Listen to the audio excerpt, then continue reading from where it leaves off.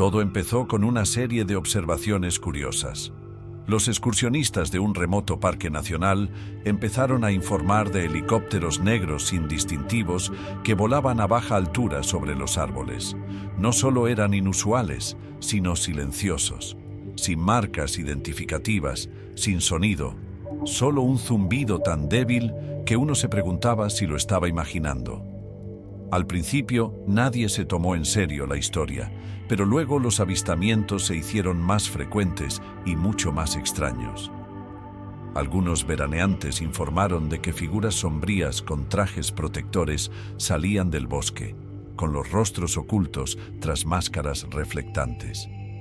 Estas figuras portaban largos botes plateados que cargaban en helicópteros al amparo de la noche.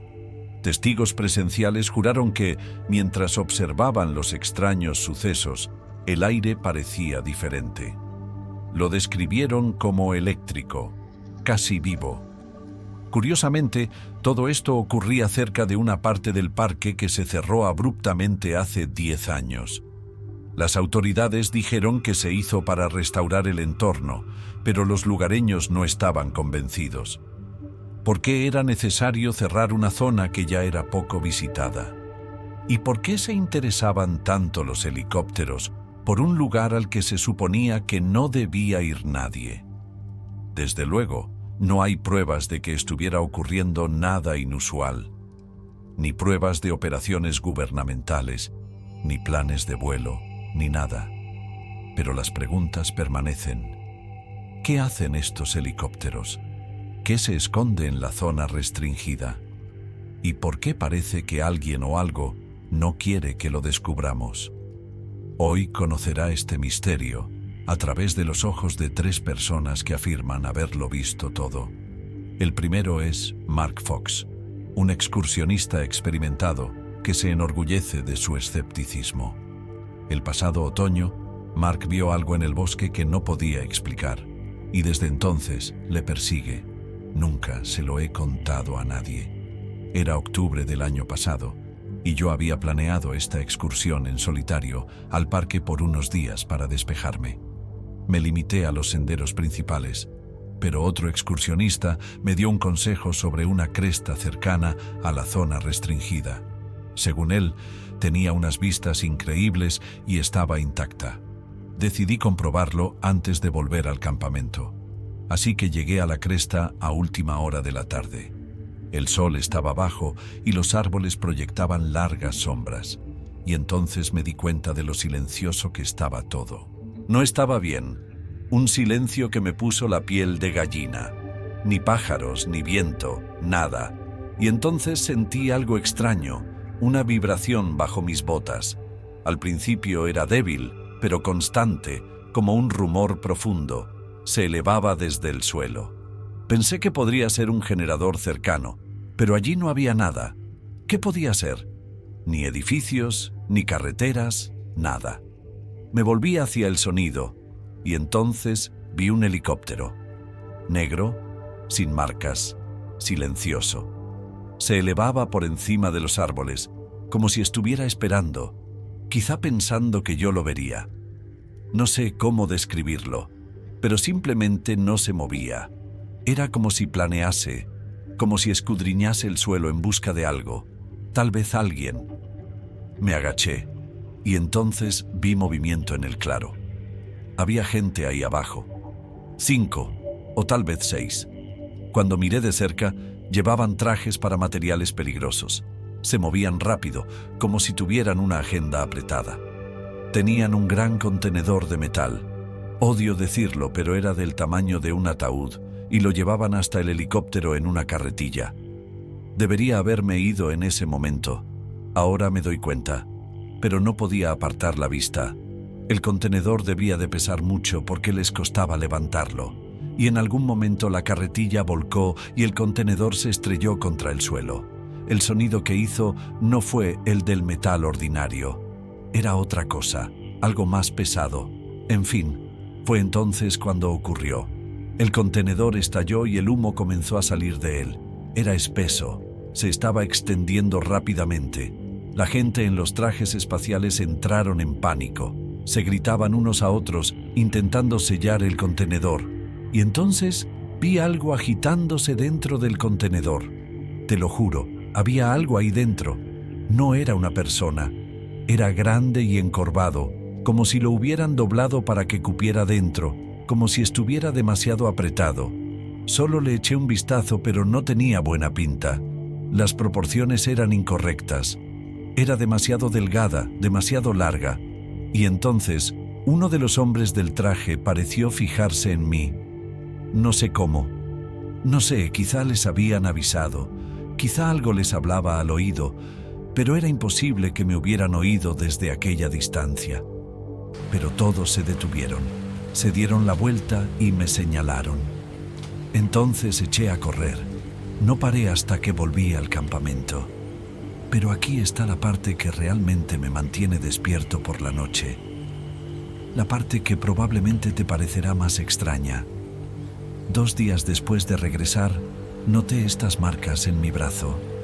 3 pequeñas marcas de pinchazos, perfectamente espaciadas en forma de triángulo. Al principio, no le di mucha importancia. Tal vez una picadura de araña en el bosque. Pero luego me enfermé. Fiebre, dolor de cabeza, problemas de memoria. Fui al médico, pero no me encontraron nada. No me sorprendió. Han pasado meses. Sigo sin sentirme normal. A veces me pregunto si me acerqué demasiado a algo que no debería haber visto. También me pregunto si vienen a por mí, como si hubiera visto algo que no debería. No sé qué tipo de peligro corro, pero tengo mucho miedo. Odio pensar en ello. La siguiente testigo, Lisa, estaba de vacaciones el verano pasado con su marido y su hijo pequeño cerca de la zona restringida del parque. A diferencia de Mark, Lisa no estaba fuera del camino o buscando aventuras. Solo intentaba disfrutar de un tranquilo fin de semana en el bosque con su familia.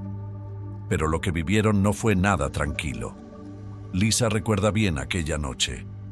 Empezó con un ruido extraño que ella describe como el roce de metal contra metal procedente de lo más profundo del bosque. Pero no fue solo el sonido lo que la perturbó. Según ella, todo el camping estaba inundado por una luz azulada antinatural que parecía proceder de una zona prohibida. Lo que Lisa vio a continuación le hizo cuestionarse todo lo que creía saber sobre el parque y lo que podría estar ocurriendo tras la cortina de secretismo del gobierno. Lisa escribió: acampar es lo que hacemos para relajarnos. Nos encanta estar al aire libre, pero siempre nos ceñimos a lugares seguros. Sinceramente, ni siquiera sabía que había una zona restringida en el parque. Hasta que ocurrió todo esto, y sabiendo lo que sé ahora, de ninguna manera habría ido. Era finales de julio, pleno verano. Acampamos en uno de los sitios designados, a 1 o 2 kilómetros de la zona restringida, aunque entonces no lo sabíamos. La primera noche todo estaba bien, normal, ya sabes, pero la segunda noche las cosas se pusieron raras. Alrededor de la medianoche me desperté, y no fue uno de esos despertares pacíficos, fue un sonido horrible. ¿Cómo puedo describirlo? Era como metal raspando contra metal, y tenía ese ritmo. Mi marido también se despertó. Lo oyó. Bajamos la cremallera de la tienda. Intentamos ver qué pasaba, pero maldita sea, el bosque estaba completamente negro. No se veía nada. Entonces apareció una luz. Al principio era tenue, como un resplandor azulado que venía de algún lugar profundo del bosque. Pensé que podría ser otro campamento, que alguien tenía una linterna o algo así, pero no parpadeaba. Era constante, y entonces empezó a pulsar, luego brillante y luego tenue, como si estuviera respirando o algo así. Le dije a mi marido que solo quería verlo y me dijo que estaba loca, pero salí de todos modos. Caminé unos 15 metros, lo suficiente, y fue entonces cuando vi la estructura, una de metal que parecía una torre o un coche, justo en el borde de lo que ahora sé que era una zona restringida. Pero aquí está la cosa. No estaba allí durante el día. Estoy 100% seguro de eso. Esta cosa parecía temporal, como si alguien acabara de instalarla, pero era enorme, y una luz azul salía de ella. Y entonces vi movimiento. Había gente allí, al menos una docena, tal vez más. Todos estaban vestidos de negro, como militares o paramédicos o algo así. Se movían alrededor de la base de la estructura. Pero aquí está lo extraño. Ninguno de ellos tenía antorchas. No parecían necesitarlas. Parecían ver bien con esa luz azul. Ni siquiera sé por qué me di cuenta, pero me atrapó. Estaba allí de pie, intentando averiguar qué estaba mirando, cuando oí algo cerca. Era un sonido débil, como el chasquido de una rama, pero me sacó de mi ensoñación. Volví corriendo a la tienda. Le dije a mi marido que teníamos que irnos inmediatamente. Al principio pensó que me estaba volviendo loca, que exageraba, pero cuando le conté lo que había visto, él también vio la luz y empezó a moverse. Se extendió entre los árboles, acercándose a nosotros. Fue entonces cuando mi marido dejó de hacer preguntas. Ni siquiera empezamos a hacer las maletas. Cogimos a nuestro hijo, metimos todo lo que pudimos en el coche y nos fuimos. Cuando llegamos a la puerta del parque, había 2 hombres. No eran guardabosques. No llevaban uniforme ni nada, solo chaquetas oscuras y gafas de sol. Eran las 2 de la mañana. Uno de ellos nos preguntó que dónde estábamos, que qué veíamos con mi marido. Dijo que ya nos íbamos, que nuestro hijo no se encontraba bien. El tipo no dijo nada después de eso. Se limitó a asentir, dejándonos pasar. Pero mientras nos alejábamos, me aseguré de mirar por el retrovisor. Seguían mirándonos. Ese momento fue decisivo para mí. Aquellos tipos no iban vestidos como los que se suponía que trabajaban en el parque. Hasta el día de hoy, sigo pensando en ellos. Es como si esperara que aparecieran en nuestra puerta. Ni siquiera sé cómo nos encontrarán, pero tengo un mal presentimiento. Y el tercer testigo fue un piloto. Esta es su historia. He estado volando por más de 15 años, así que conozco las vías aéreas por aquí. Ese día todo era normal. Buen tiempo, cielo despejado, poco tráfico. Estaba a unos 3000 pies y volaba a lo largo del borde occidental del parque, cerca de la zona restringida. Sí, sé que la gente dice que hay que evitar esta zona, pero no es un espacio aéreo oficialmente cerrado. He volado cerca de ella una docena de veces sin ningún problema, pero esta vez fue diferente. Primero, vi un helicóptero, negro, sin marcas y bajo, demasiado bajo, tal vez 200 a 300 pies por encima de las copas de los árboles.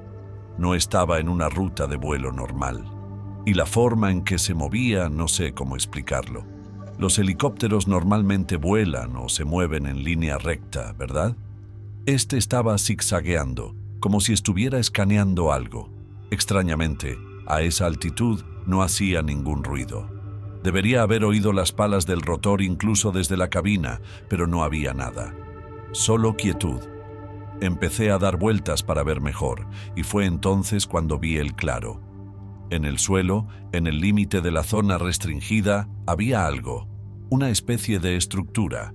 Parecía provisional, probablemente de metal, y había coches y gente moviéndose a su alrededor. Un helicóptero sobrevolaba la zona. No pude ver ningún detalle, pero la gente iba vestida con trajes oscuros. No parecía equipo militar, aunque sí más técnico. No intentaba espiar ni nada parecido. Solo sentía curiosidad. Pero al cabo de un minuto, mi radio empezó a crepitar. Al principio pensé que era estática, tal vez una mala conexión. Pero entonces sonó una voz. No era de control aéreo. Era baja, entrecortada y simplemente decía: aeronave, este es un espacio aéreo restringido. Cambie de rumbo inmediatamente. No tenía sentido. No estaba en espacio aéreo restringido. Volví a comprobar mi GPS. Estaba justo en el borde, seguro, pero no sobre él. Respondí, me identifiqué y pedí una aclaración. No hubo respuesta, solo estática. Un segundo después, el helicóptero empezó a ganar altura rápidamente. Se me acercó tanto que pude echar un vistazo a la cabina. Dentro había 2 hombres, ambos con cascos y viseras oscuras, sin insignias ni marcas identificativas. No esperé a ver qué querían. Me alejé bruscamente de la zona y regresé a la base. Pero incluso mientras volaba, sentí que algo iba mal.